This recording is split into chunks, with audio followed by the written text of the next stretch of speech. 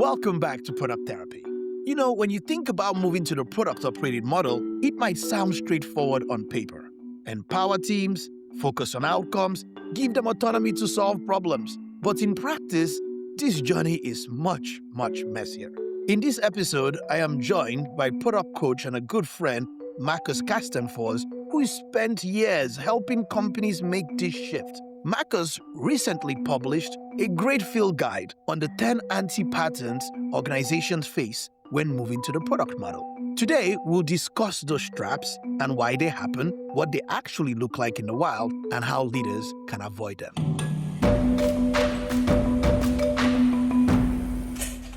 Marcus, welcome to Product Therapy. Thanks a ton, Christian. So happy to be on the podcast. Marcus, let's start at this very place because I think this is a good place to frame our conversation.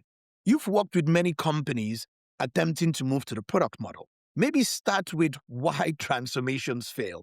Why do many transformations struggle to fail despite the good intentions that people have? And what patterns have you repeatedly seen that lead to that? Yeah, so the book I wrote is called 10 Anti-Patterns When Moving to the Product Model. So just to highlight a few of them, I think the key one, which we'll double click on throughout the conversation, is the anti-pattern of losing momentum.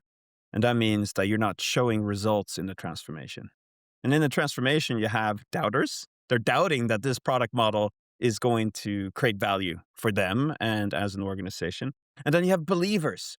They've read the SVPG articles, they've listened to the podcast, they've read the books. They are believers. And doubters are lurking in the background in the transformation. They want to see, is this actually going to work? And the best thing, the biggest thing you can do as a product organization when moving to the product model is to show results. Results that this new way of working is actually better than the old way of working. So that's one anti-pattern. And then we'll go through quite a few, I think, during this conversation. I love your first framing of they are believers and then they are doubters. I often try to remind people a transformation, an evolution, whatever you call it, is a change you're making in the world. And when you're making any change, people ask, what's in it for me? Why is it happening to me? Or what's going to happen to me? Or why is this going to work? And many people fail to understand the change management of it and the politics of it, which is you're trying to shift some people from one way of working to another. We should talk about this point because many people actually think a transformation is trying to convince your whole organization that this is good for them, or maybe it's trying to convince all the doubters or convert all the doubters to believers. What's your take on it? So in order to win doubters over to your side is to show them that this new way of working is creating value. And that means that they need to understand what's in it for them, the intrinsic aspect. And if a doubter is from sales and marketing, you need to show them that you're going to increase sales and it's going to be easier to market the product in this new way of working. So it needs to fit into their reality, into their sphere. And if you forget about these stakeholders, and if you do a transformation in a bubble, which is a common trap, one of the traps in the book, the transformation is going to fail because you need to win the hearts and minds of the organization that this new way of working is here to stay because it's better than it used to be. Transformation as a word is about transforming from one place, the status quo, into a new place. And that is a better place. And what does that mean for your organization? That means quicker time to value, happier teams, better business results, innovation, things that you're lacking currently in your product organization and an organization as a whole. And connected to that, if you are serious about moving to the product model, you need to define the big why. Why are you transforming? The purpose, the objectives, the vision of what that place is like that we talked about. What's better than the status quo? What is that like? Because at the end of the day, you alluded to this earlier, Christian, why should I care? Why should I invest my time and energy moving to the product operating model? Because it's about energy. And you can sense that in some transformations where there's lack of energy. People don't want to move. They don't want to do things differently. And as a coach or as a CPO or CTO driving this change, you need to increase that energy. That means changing many things because that's another trap. Like, all right, we are just going to use OKRs. That's the way we're going to move to the product operating model. We're just going to use OKRs. That naivete of just like, we're going to use a new tool, a new technique, and that's going to drive all the change. No, because you can't use OKRs in isolation. You need to think about the entire ecosystem on how you create products. Let's go deep into this because you've hit on some points that I think are important. One, I think it's the biggest misconceptions leaders have when they start this journey. They actually don't understand the true nature of transformation, or they are not painting a picture of why we are making this change or what we're going to get by making this change. And many companies have transformation fatigue or change fatigue. Oh my goodness, here goes another effort to try to promise us a better promised land. If we hang on long enough, this one will come and go. This fad will pass. This leader's tenure will pass away. Or they might get promoted to another department and I don't have to deal with it. I want to start to go deep into some of these aspects here. Let's start with one of the first anti-patterns, which is giving teams the autonomy too soon. Many leaders here empower teams, and they think the answer is, let's just step back and leave them into this. That's what you want. You want to feel empowered. Fine, go be empowered. Maybe tell me why this often leads to chaos. Yes. And that quote, maybe a team says, yes, we're empowered. We can do whatever we want. What happens, Christian? Chaos, right? Chaos. You're empowered. You're given problems to solve rather than solutions to build. So that's a big thing. You're accountable to achieve outcomes. That's a big thing. That's new, right? But what if you don't have the competency to solve those problems? You are not equipped. You don't have the skill sets to solve those problems. You need to be coached. You need to be mentored. You need to have the opportunity to solve those problems. And in some transformations, I see that you're just going all in, or you're saying to the teams, you're empowered now. And you forget about the consequences. One of the key elements in the book is a loop called the loop of transformation failure. And it starts like this, the first step of the loop. Let's give teams the opportunity to innovate. Step 1. Step 2, patience is a virtue, right? And then the third step, are we there yet? Step 4, Houston, we have a problem, no results. And then the last step, abort mission, back to micromanagement. And then, the final step, oh crap, micromanagement stifles innovation. And I've seen this loop manifest itself multiple times, and it's awkward to see. What the root cause is relating to the loop is that the coaches have failed. They failed to teach the teams about the new capabilities they need in order to succeed in solving problems. Leaders, they've stepped too far away from the teams. And then thirdly, the teams have failed. They haven't been transparent with what they're working on and the results of their actions. So to conclude, relating to the question, in order for you to create successful context for the teams, the new teams, the pilot teams that you've been talking about a lot in the podcast, for them to succeed in the product model, you need to ensure that they have the right coaching, the right mentoring, the right training in order to solve problems. And leaders, they need to give problems to solve to the teams that are not too big and not too small. When I coach teams around empowerment, I always talk about the true test of empowerment. And I say, look, first you have to have people with the right level of skills and the necessary range of skills. If you're choosing to play a sport, I don't know, basketball, I need shooters, defenders. Like I have the types of skills and the range of skills to play the sport. 2 is I have to give them problems to solve, not features to build. And I said 3, it's up to them to come up with the best way to solve the problem. But more importantly, you measure them on solving the problem. They are accountable to results. When I try to explain to the team, empowerment doesn't mean that a team works on anything they can work on. Because I get people all the time, you told us we're empowered. Why are you telling us to work on revenue? I said, is this your company? Who do you work for? You work for a company. Empowerment means Leaders are giving you the problem.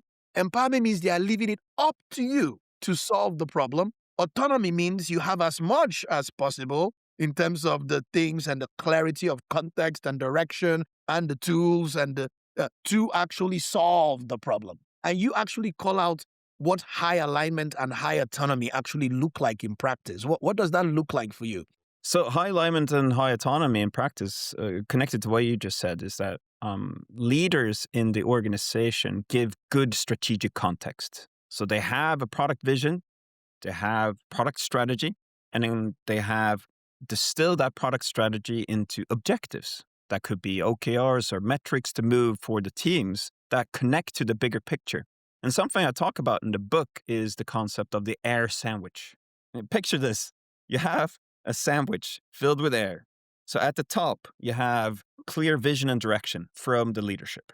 And then at the bottom, you have clarity on what we do day to day, what's in our backlog, what we're going to focus on for the next couple of weeks or next sprint or so. But in the middle, there might be a big question mark. That's the air. And the product model is a way to connect the dots between the bigger picture and the smaller picture. And in order for you to succeed in the product model, empowering teams, they need to understand their piece within the bigger picture and how that problem to solve that you've given them in the form of a team objective connect to something bigger and greater. And revenue is relating to the financial impact of the organization. So companies are really good at talking about impact, right? We're going to grow our revenue 10% this year or 30% or 50%. But the question is, okay, but how are we going to get there? What problems are we solving? That's strategy. And then what are the trade-offs we're making? So we're not going to do this. We're going to focus on this customer segment or this type of problem. So leadership is so important in the product model, and that leaders have a way to articulate a clear strategic context that's simple to understand, that's storytelling, that's also winning the hearts and the minds of the teams to understand why they're solving a particular problem. And then connected to that, the teams need to have the capabilities to solve those problems. And if you have those two parts of the equation, you're going to succeed. We used to call strategy the missing link. You kind of call it the air sandwich in some ways. I always joke with companies all the time. You see your CEO comes out and says, these are my top 3 priorities this year. And then you look at backlog and you're like, why do I have 200 things? I thought the company only wants these 3 things. And you're like, how do I fit in to the bigger picture? Or what is important now? And what is important next? Or what are we not doing ever? You need to create that connective tissue, that linkage. And also, you alluded to this, that it needs to be simple. I heard from one organization that they had 17 North Stars. How can you make a decision on what's most important when you have 17 North Stars? It is not a North Star at that point. Yeah, I mean, looking at the sky, I can't only see one, right? So this is an anti-pattern as well, right? The lack of clarity. One of the other anti-patterns you call out is quite common when people treat this transformation or this effort or in a bubble where they are focusing on the product organization alone, but not the whole system. Why is it so tempting for product and engineering leaders to just try and let's fix products without bringing the rest of the organization along? Yeah, because product is everything. It's what you sell, what you market, what you service. And if you forget about what's surrounding product and tech, then you're going to fail. Because ultimately, everyone needs to be on board of this transformation. So I heard about this company. They did a transformation. It was within product and tech. They trained so many teams and created new strategic context and so on. But who wasn't part of the equation? The business, sales, marketing, customer service. They're like, what's going on over there in product and tech? They're not doing the stuff that's in the roadmap anymore. And then it creates this snowball effect over time. And in 6 months or maybe less than that, the transformation is going to explode. So you need to bring everybody on board and to say, like, we're going to try this product model because we think it's going to be better for us as an organization. We're going to try it with some pilot teams to test and learn and to see how this fits within our culture and our organizational context. We're not going to go all in at the same time. We're going to decrease the risk of doing the wrong transformation. But we want to bring you in and to understand the purpose, the objectives, and the transformation vision. And perhaps we want to co-create some of these aspects together with you. So we have buy-in that this is something that we're doing together. Because you hear product operating model, the word product, you think, oh, it's just within product. No, it's it's going to cause the transformation to fail if you just work in a bubble. People don't understand the impact on the whole business and what an organization has to change. You're changing how you make decisions. You're changing how you work or how you solve problems. I see teams so much. We've read the books. We don't do roadmaps anymore. We read the books. We're going to drive and just jump into customer solutions. We're going to restructure the team. And then, sales and marketing, they'll wake up one day or, where's my roadmap? What happened to my future? What happened to my stuff? And you're making a change in an organization in terms of how you work without realizing the impact on many parts of your organization. It's why I often talk with CEOs about the company is going to care about what you care about, but it's important that you're championing this because we're going to change how we hire. We're looking for different skills and competencies now. So HR might be involved. We're going to sell how we create value, drive value, negotiate. The magic here is you're moving from a traditional subservient relationship to a collaborative one. And that's a big change. Now, I want to ask this question, Marcus. What advice would you give leaders to build trust across the organization when shifting to this model? How do they go about bringing people along, but also allowing them to trust them in this journey? Trust is about empathy. Trust is about understanding their perspective. So what's important for sales right now? What's important for marketing? What's important for customer service? And not to deny them a seat at the table, but to bring them in. It's as simple as having lunch or being in meetings with these folks. Because in big organizations, you're quite siloed. And you meet in leadership meetings, and they could be really awkward. You're not comfortable speaking up with your peers in the business. So it's really about building relationships on the sidelines and to understand their needs and to co-create and collaborate like we talked about. One of the other insights I really liked about your writing, and we kind of talk about the nature of building products, but is misunderstanding the work product teams actually do. And you describe those three buckets of work: creating new value or innovation in that way, improving an existing value or optimization, and this kind of keep the lights on work, business as usual, protecting the revenue. Why do many organizations underestimate this third category, which is, keep the lights on, business as usual, protect our revenue? Some people make it the ugly work of compliance, requirements, mandatory work, regulatory work, operations work. Maybe talk about why people underestimate that and how leaders should balance these buckets realistically. It's about transparency, and it's about collaborating between leaders and teams and to understand what's hindering them from creating value. And one thing that's happening in many organizations, or in every organization, there's a lot of tech debt and dependencies and work that needs to be done to keep the lights on, as you said. And that work is sometimes not transparent, that it's underlying, underneath the surface. And in order for you to be successful in the product model, you need to showcase the work. What are teams working on? And do they have the opportunity to innovate? We talked about the three buckets. So the first bucket is new value. So tackling a new customer segment or a new problem to solve. Existing value is to work with the existing feature set and to improve that. And then the third bucket is protect value. So we need to focus on that in order to create value in the future. And that is compliance aspects, tech debt, bugs, operational things. And just connected to what we talked about earlier relating to pilot teams. So if you're embarking on the product model for a transformation to the product model, you want to give the pilot teams the opportunity to create new value or improving existing value. And if they're swamped with protect value work that's not above the surface, you will have a dissonance and mismatch in expectation. So you need to set up these pilot teams for success. But connected to that, in your product organization, in your roadmaps, you also need to surface the protect value work. So sales, marketing, customer service, and other stakeholders can understand why you need to do certain things in order to protect value so we can create new value in the future. And sometimes we don't connect the dots between that. So you need to quantify your tech debt. What's the cost of your tech debt? If the tech debt is affecting your time to market or time to value, show a number, show a figure on how that is hindering you from creating value. I often coach my teams. I say, look, my first rule of tech debt is that we talk about tech debt. It's one of the unfortunate things in so many companies. They kind of hide their constraints, the challenges of their infrastructure, their architecture. I always have to explain to leaders, you have to remember whatever you build, you have to maintain. But more importantly, there's a cost of running a business. And to be very clear, the reason we coach a lot of value creation is because value protection is very easy for a business to do when they grow.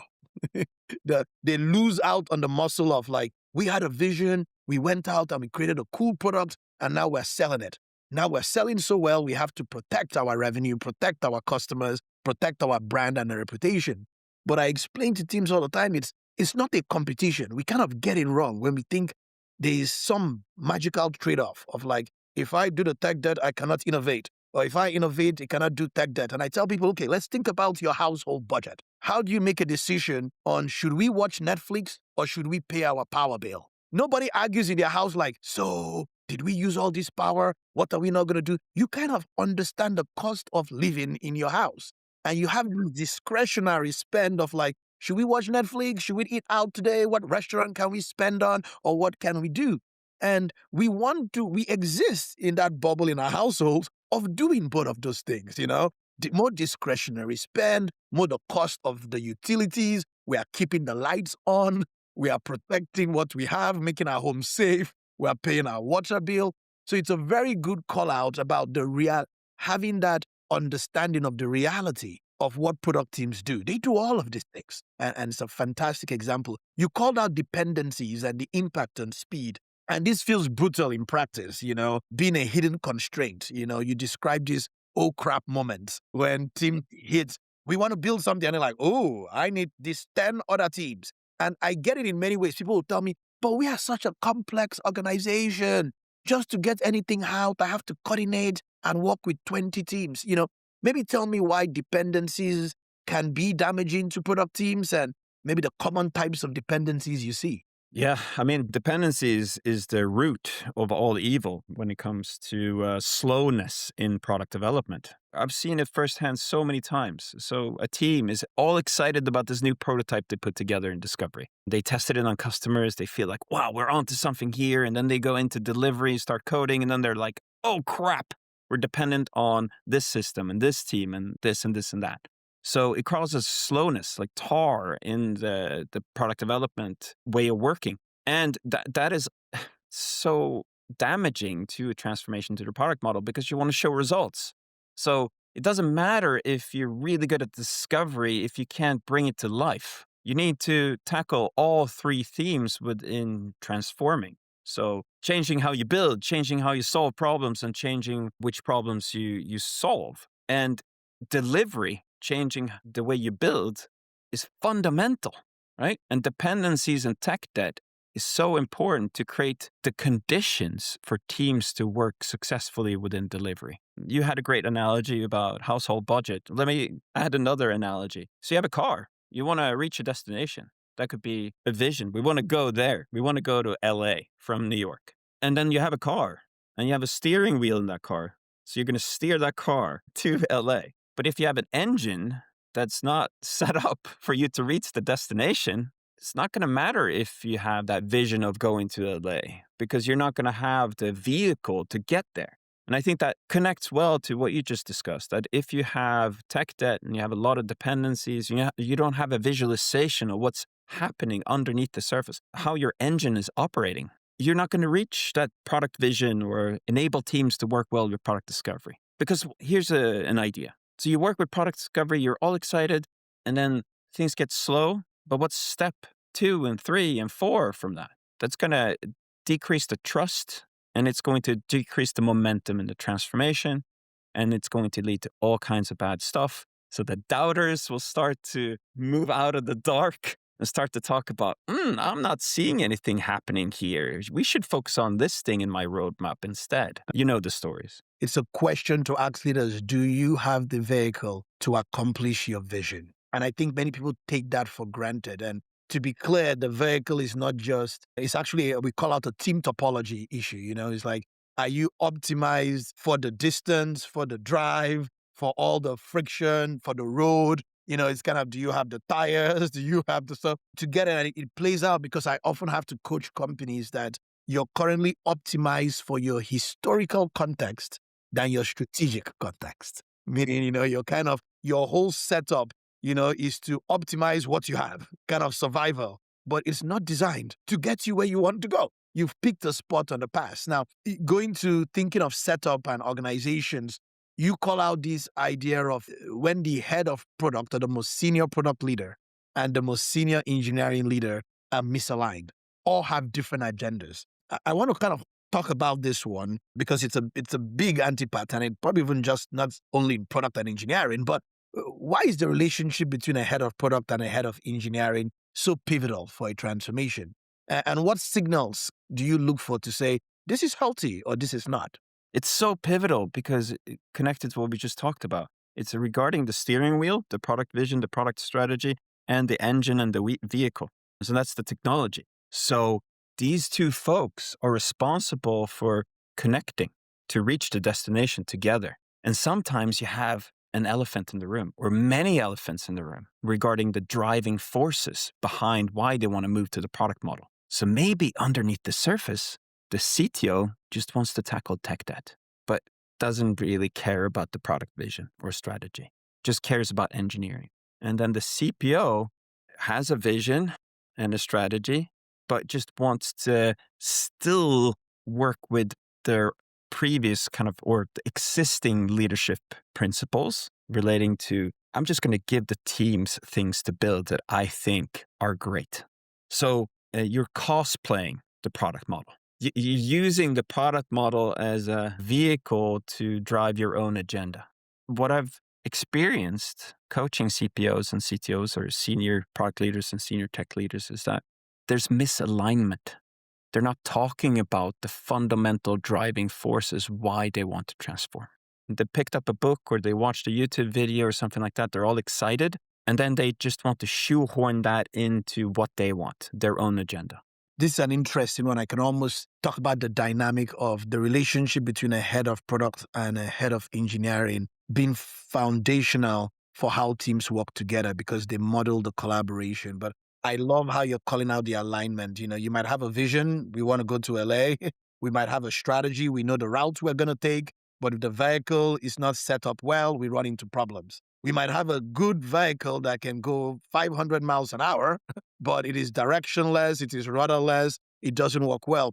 But the underarching point I always try to coach many of these teams is there is nothing like a product management goal, and there is nothing like an engineering goal. There's only a product team's goal. We don't have separate agendas. The vehicle does not just wake up and decide like we are going to accomplish anything by ourselves that are meaningful, and so does the vision without the vehicle. And to the extent that I try to get them to understand an engineering goal is a product team goal, a business goal is a product team goal, it's an engineering goal. We plan together, we present together, we measure together, we are all accountable for outcomes. The tech debt thing you have, I always say if my product manager cannot pitch tech debt like a strong business initiative with like an engineer, we've missed the mark. Because they don't have an understanding of the vehicle they are trying to use to get to the destination. And also, if an engineer is so disconnected from what the business wants, what the customer wants, we are also losing sight of why we created the vehicle in the first place. You started by talking about one of the biggest things you see is the trap of losing momentum through a transformation and that dynamic between the believers and the doubters. What should leaders do when they sense they are going into this valley of despair phase that you call it? Oh my goodness, it's been going on for so long. And what should they do? Yeah, so the value of despair comes from the Dunning-Kruger effect. You can see a visual if you Google it. So it's a connection between competence and confidence. So in the beginning of a transformation, there's high confidence. We're going to do this. It's going to be great. And then it slumps over time. And then you come to a moment like, can we really do this? As soon as you press the button in the transformation, the clock starts ticking. And the doubters will be in the background, lurking, watching. They want to see, okay, is this creating value or not? I'm not believing. And we talked about this in the beginning of the podcast, that the number one thing you can do in a transformation to win doubters over is to show results, right? It's not just about financial results, but it's about results that the teams are working in a new way. They're experimenting, they're using data, they're talking differently, they're engaging with stakeholders differently. So it doesn't need to be just black and white, results or no results. There are a lot of facets into the word results. And at the end of the day, the doubters need to connect what's happening to their context, that they're selling better or they're servicing better or they're marketing better or the leadership team has higher trust in the product organization. The currency is trust in a transformation. That's right. That is well put. The currency is trust. And, whether it's a full bank of trust, an empty bank of trust, the idea is that you're winning hearts and minds. But I've always found, even in the transformations that I have led, that you're just earning enough trust, meaning you're putting enough in the bank to be able to withdraw the trust for the next thing you're doing. And we say the most important thing you can do for a transformation is to deliver results or outcomes.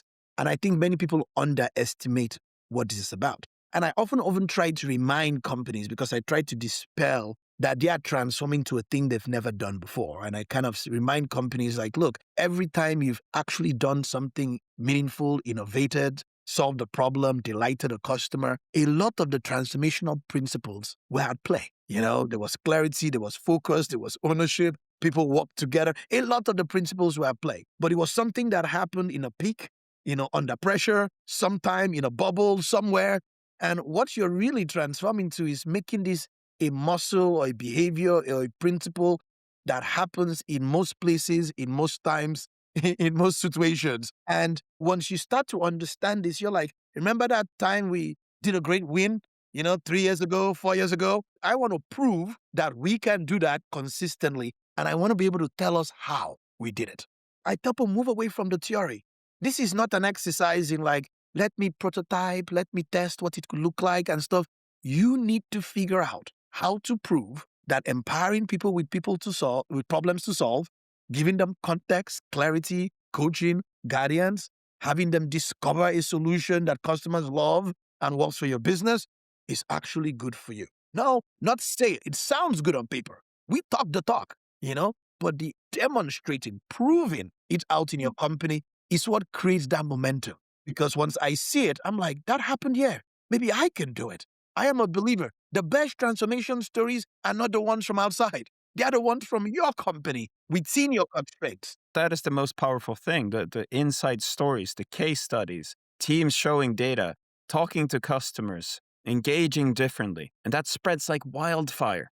And that's why I'm such a big proponent of what I call discovery demos. So before, you might have had a lot of delivery demos showcasing the work that's done, the plans, the executional aspect. But when moving to the product model, showcase the discovery work. Have demos for discovery, because that's going to win doubters over, because that's going to show results that you're doing things differently. It's leading to happier customers. It's leading to more experiments and so on. But I wanted to talk about another thing relating to losing momentum.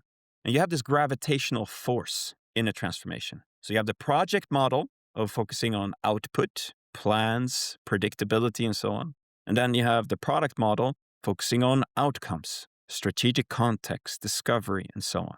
And in a transformation, you always have this gravitational force going back to the previous way of working, the project model.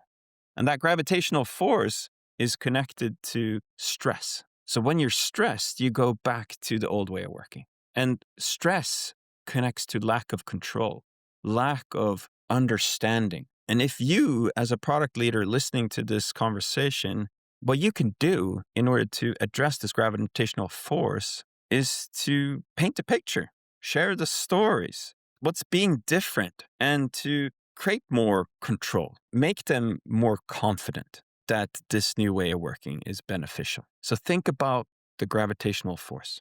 And it is probably one of the most important things you call out, and probably the last point you had called out about leadership behavior. Many leaders won't talk about empowerment, but to your point, when they are stressed, when pressure hits, they revert back to control. And I often have to coach people. I'm like, look, this is a muscle. You've seen people in a company 20 years, 30 years. You grew up in the project model. You know how to run an organization with requirements, with specifics, with delivery. You know how to whip projects into shape and optimize for cost and budget and scope. And now you're saying, I do what? Am I losing control? Am I giving up that? What do I do instead? And many leaders, they demand certainty. They want predictability. They might even say they trust their teams, but they're like, no, I'm still going to tell you what to do because at least I know I will get something. Maybe as we end here, just think about how do leaders make that shift from directing their teams to coaching their teams? How do they make that shift from I care about the date and a roadmap and an output to I'm going to work with you to get an outcome and remove obstacles in your way? So leaders need to lead differently, like you say. And they need to get out of the comfort zone. They need to lead in a different way. And what that means is that they need to lead with context rather than control. They need to paint the picture, tell the story about where we're going as a company and as a product. And they need to win the hearts and minds that we talked about, that this is the way. And please, these are some problems to solve. Dear teams, can you help us solve these problems? And to coach them relating to their competency to solve those problems, because they might not be accustomed to product discovery. So be close to them. Teach them some discovery techniques. If they don't have access to data, give them data. If they don't have access to customers, give them access to customers. Open doors. Be that coach on the sidelines. You're not on the playing field anymore. You're on the sidelines. So you need to nudge them in the right direction. That's what leadership in the product model is about. And it's easier said than done because, like you said, we've been accustomed to lead in a certain way for 20 years or 30 years. And now we're going to discard that? No, keep that. Build on top of that. You have good product sense. You've talked to thousands of customers.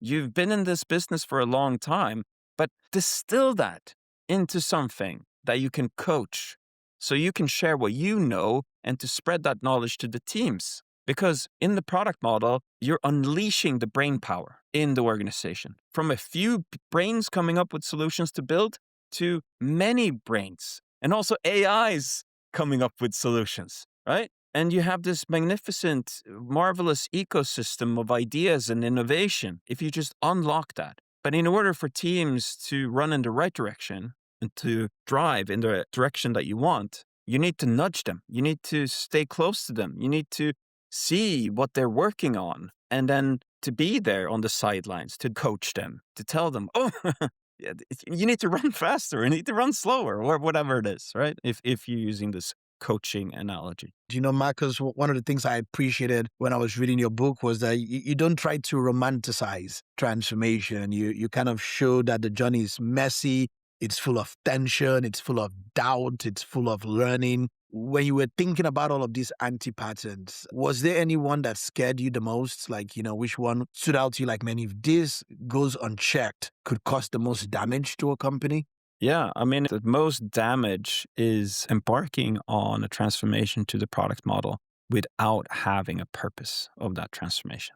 Meaning that there's no alignment on the big why, on the outcomes, on the transformation vision, because then you're going to have dissonance. Nobody's going to understand why this matters. And that's going to trickle down and to affect the entire transformation. I think a good analogy when relating to a transformation could be to think about startups. So Christian or we have a great startup idea. We come up with an idea in the shower. The idea is 1% of the work. The 99% of the work is the hard stuff, the prototyping, talking to customers, testing, learning, raising money, building an organization, hiring. Transformation is the same.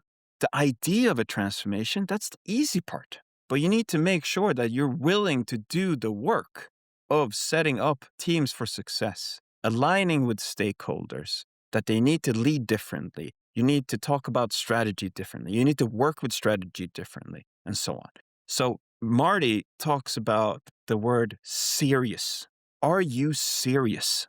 Quite a few companies I've helped over the course of my career have been serious when moving to the product model. They've understood that it's a hard path to take. It's not an easy path. But unfortunately, the transformations that haven't reached success have been the ones that haven't been serious, that have thought of this being an easy path. Yeah. The transformation theater, the commitment, the absence of a vision, the lack of understanding of your why. Because there's nothing for you to reach back in to revive that energy if you don't have the vision. Like, why were we doing this in the first place?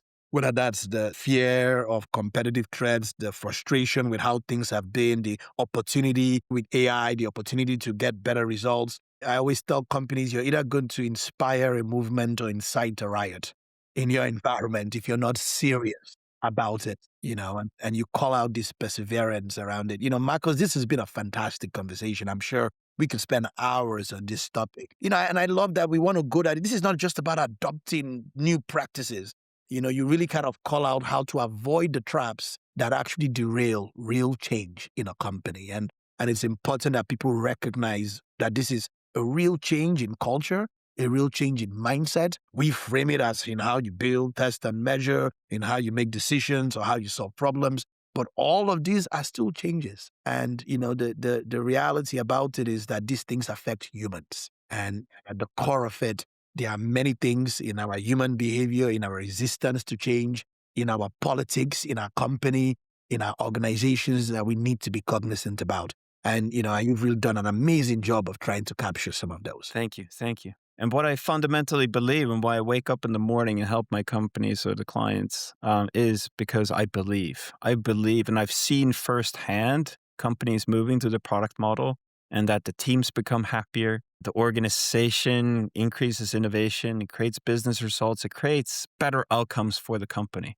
So love chatting with you, Christian. People ask me all the time, why are you so passionate about product and product management and the product model? And I said, good products come from great product teams that come from great product people working together, ordinary people. If I can get you working in a product model, which is an empowered problem-solving way, you know what comes out of it? A good product.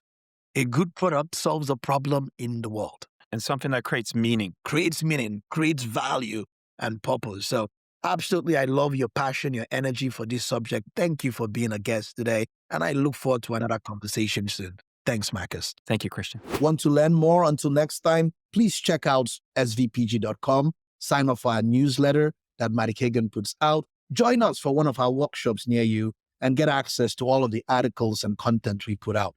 And thank you to everyone for joining us. Until next time, have a good day.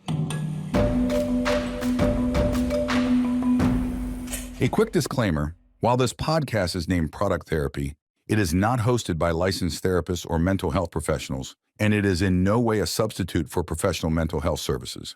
We recognize the importance of mental well-being and encourage anyone facing personal difficulties to seek support from qualified professionals. See www.findahelpline.com.